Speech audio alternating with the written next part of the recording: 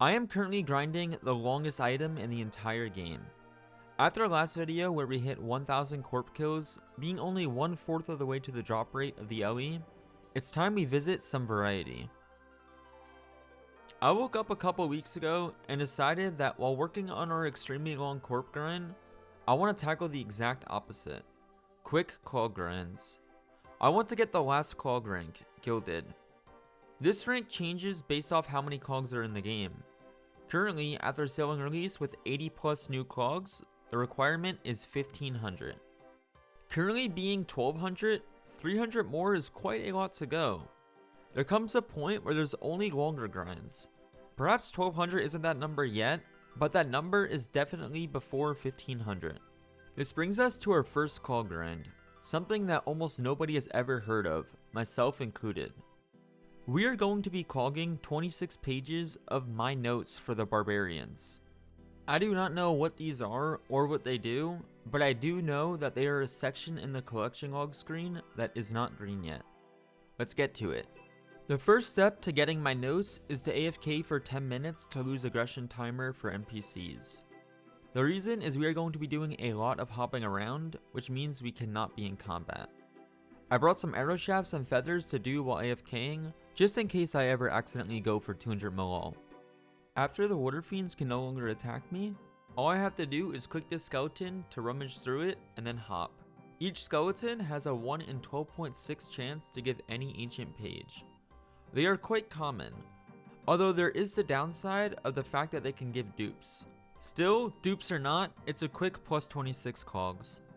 I also learned that I can click my hotkey to hop one tick after I click loot, and I will still get the clogs, although I can barely see them.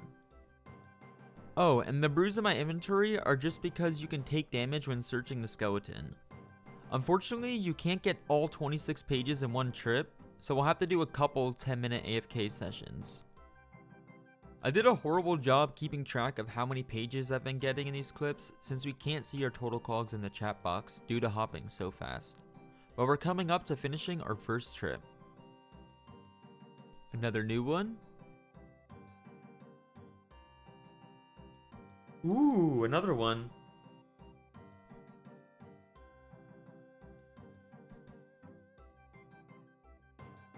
Ooh, another back-to-back. This was my first trip and time ever trying this, and we took a lot longer than we should have due to our aggro line being where it is. When the skeleton spawns and hits me, I get in combat and can't hop for 10 seconds. But this is fixable, I just didn't know it at the start. After banking, and resetting my 10-minute AFK, I went a bit more in the dungeon so that my aggro line allows me to reach this tile. This tile is the magic tile for rummaging. When we search the skeleton, if one spawns and tries to attack us, it gets automatically corner trapped, guaranteeing that we can hop within 2 seconds. This allows us to do about 6 searches a minute, which is extremely fast. While I am getting a lot of dupes, being able to hop significantly more times per minute, the clogs are going up fairly quick.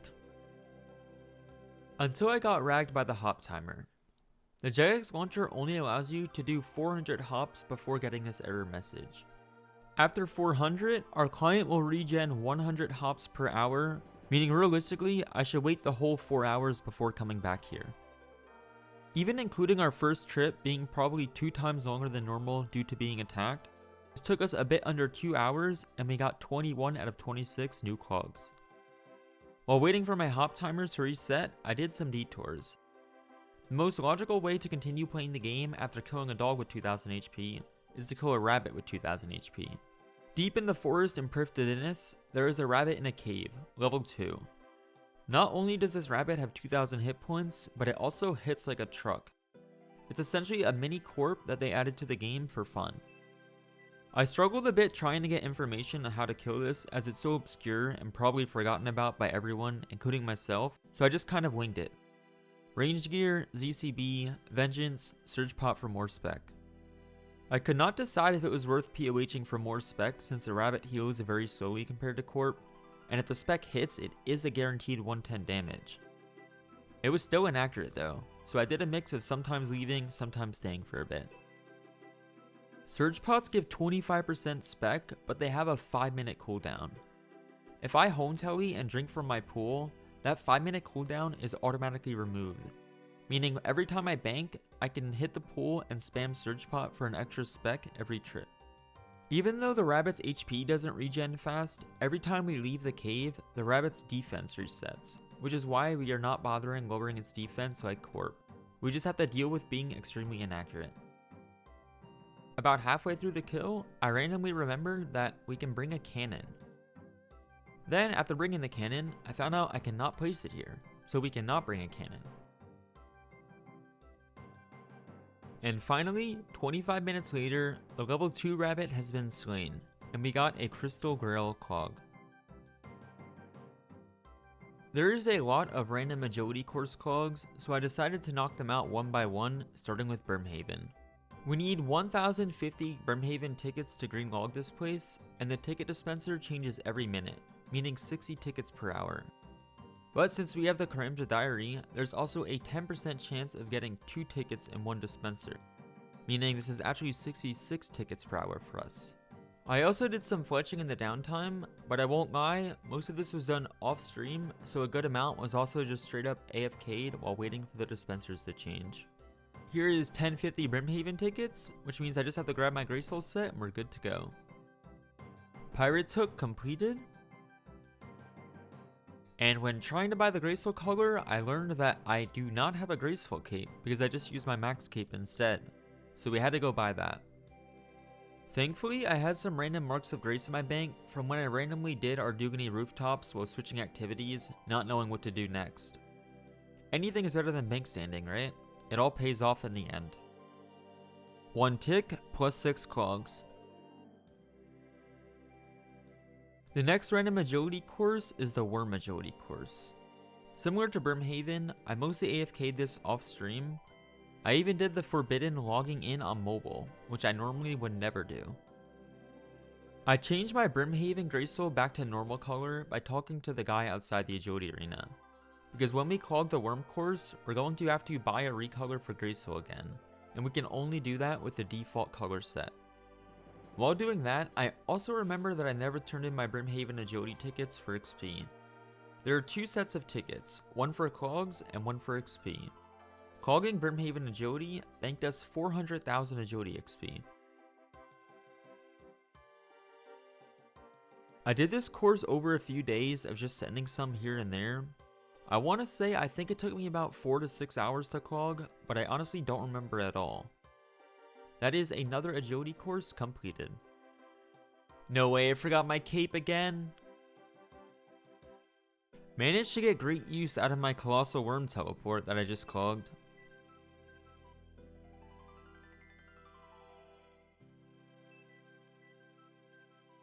$1,250 clogs.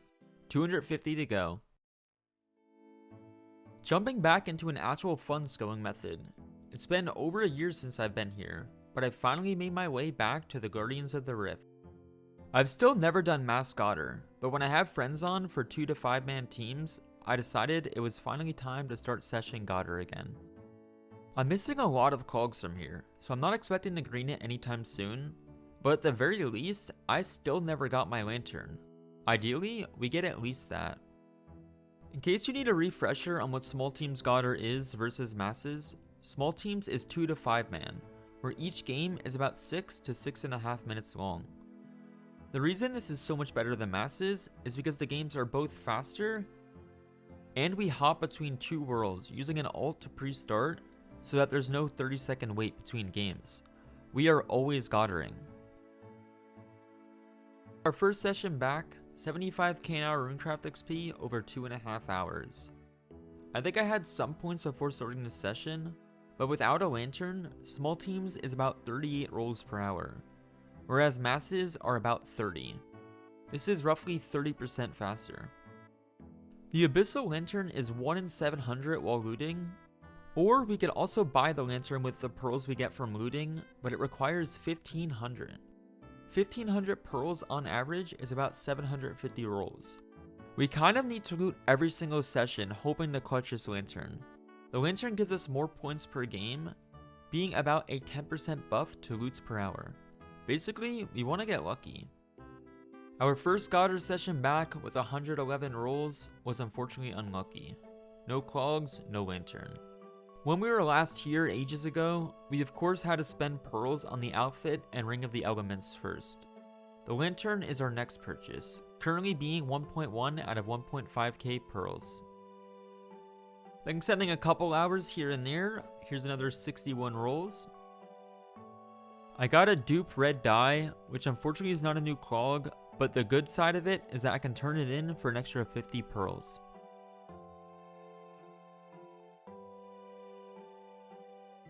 $72 more rolls. That session put me at 1445 pearls, only 55 to go and we're guaranteed a lantern.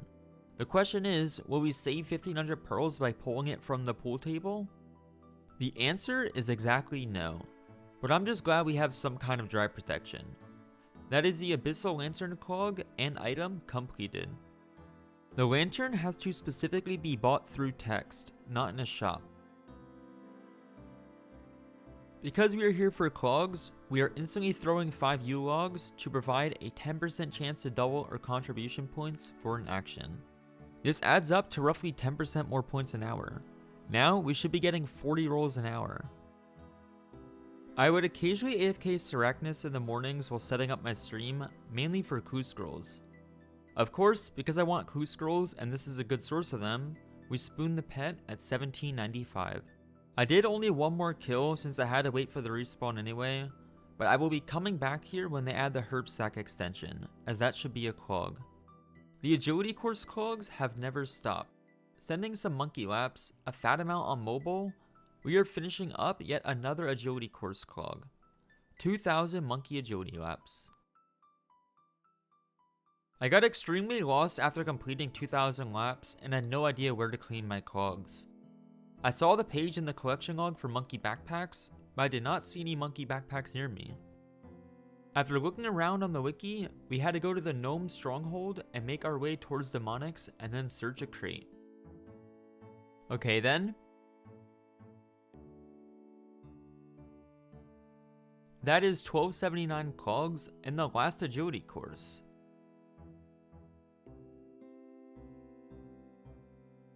I stacked a bunch of elite clues from PVM and decided I was due a master clue session. As usual tradition, I opened all of my lower tier caskets in hope of getting more masters to add to the session. I don't have as many caskets as I normally would in previous videos, but because I can officially complete every single master clue step, no more item lock steps, this is my first session of turning elite clues from PVM into masters. Most of the lower tier caskets come from AFK skilling while editing or something similar. The 50 open easy caskets brought us to 1291 clogs. 25 mediums unfortunately got us exactly 0 clogs. It did do its main job though, gave us another master. I also had 60 hard caskets, which was a decent amount of masters. Finally, in the last half of the hards, we managed 3 more clogs. A blue dragon mask, Strataman Crozier, and Guthix plate legs. Up to 1294 now. I only had 7 elite caskets because like I said, I was trying not to complete my elite clues, but rather turn them into masters now that we can do all steps. I did luckily get a mimic from one of them, but I decided I won't do it until after all of my masters. 323 total elites completed, not lucky. Still have never seen a 3rd age piece. And now it was time. My favorite part of master clues, solving them. We had 16 in a row to do, so I will see you guys in 2 hours. Now that I'm officially a master clue doer, it's time to max efficiency it. I took my Menethite robes out of my stash unit the last time I had this step, and from now on, we're going to leave it in our bank so we can save time running back and forth for the stash unit on floor 7. I didn't get a chance to try it here, but apparently we can do the emote before clicking the spikes here, saving a good amount of time on this step. And so it begins. 16 master caskets completed, doing my good luck herb run right before.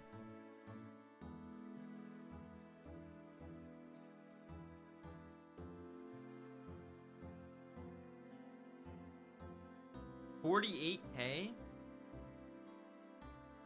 Oh, I got the Bloodhound. I'm so sorry, Scott. Oh, I'm so sorry. 176 Master Clues. We get arguably one of the hardest pets on an Iron Man. This was right after getting a core pet on the last video, the other hardest pet on an Iron Man. I opened the rest of my clues and unfortunately still have not seen any third age pieces. The reason I felt so bad and apologized to Scott for getting the Bloodhound so early is he is the rank 1 Iron Man for Master Clues with still no Bloodhound, over 5,000 KC.